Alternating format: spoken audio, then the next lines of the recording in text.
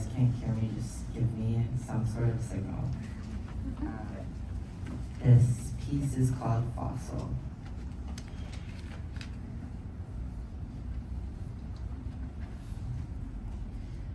I like to imagine that dreams never cease to exist, that an end does not arrive simply because our eyes open and our waking day begins, but instead those dreams continue living in a realm of their very own. That when we lay our heads once again, we return to them at another point in their ceaseless timeline. And that maybe memory too exists as a sacred mirroring of this, a thing that seemingly dies and is born again at just the right time, but in truth carries its own eternal breath whether or not we are looking. That when it has strayed from the cerebellum, you can find it in your fingertips or your knees. The Tagalog word for memory is ala-ala, sitting closely with the word alala, which means worry or concern.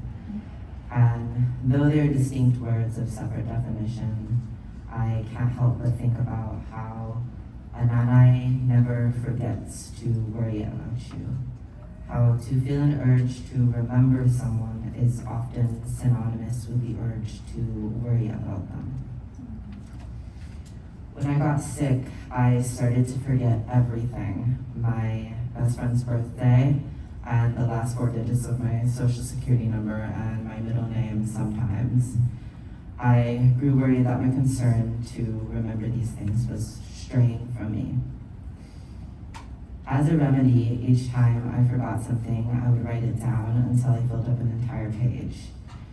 August 27th, August 27th, August 27th, in thick blue ink, over and over and over again. It honestly didn't help my remembering much, but it did give the memory a place to live, fossilized outside of me.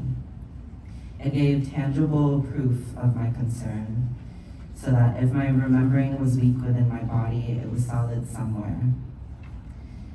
This practice of fossilization has since become integral to my being.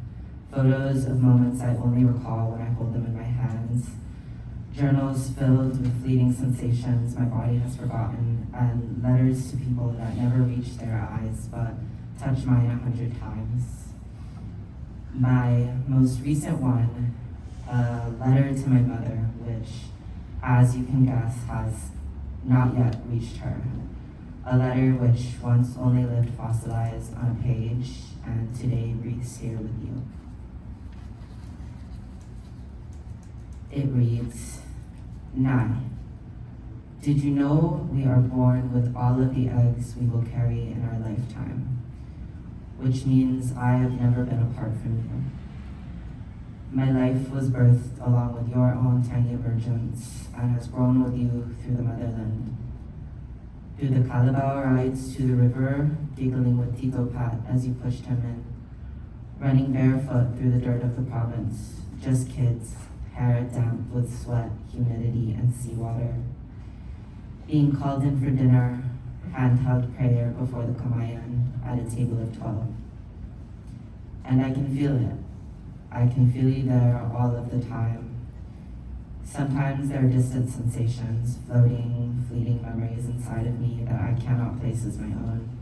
And I assume that they are yours, or Lola's, or the Lolas before the Lolas before the Lolas. That I am carrying them in my heart cavity, worn in my blood like some mystery blessing. Wearing them in the backs of my eyelids while I walk, eyes closed, through this land far from ours. I remember life before the US more clearly than the life that followed. I remember being 6 and 7 and 8. I remember celebrating Undas with my small hands atop yours, placing papaya and ginger next to photos of our dead.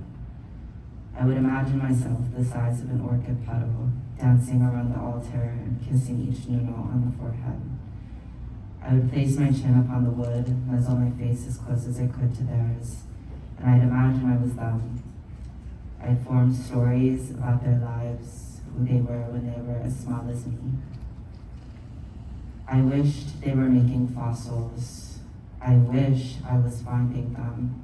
And instead, I am left to unfurl them in my own body, a body which does not remember well. Yet I seem to find what I'm looking for in my fingertips, my knees, in your laughter. I am building with what still breathes in this plane through what has left to another. I forge fossils of my own in hopes our stories don't die with me, that they get to live beyond the mortal body that they're forged in. This is really just my way of saying that I hope stories don't get stuck in your throat. I hope that you will share with me what you can't carry past death, so we can make a home for it to reside in. Nagmamahal, anak mo, with love, your child.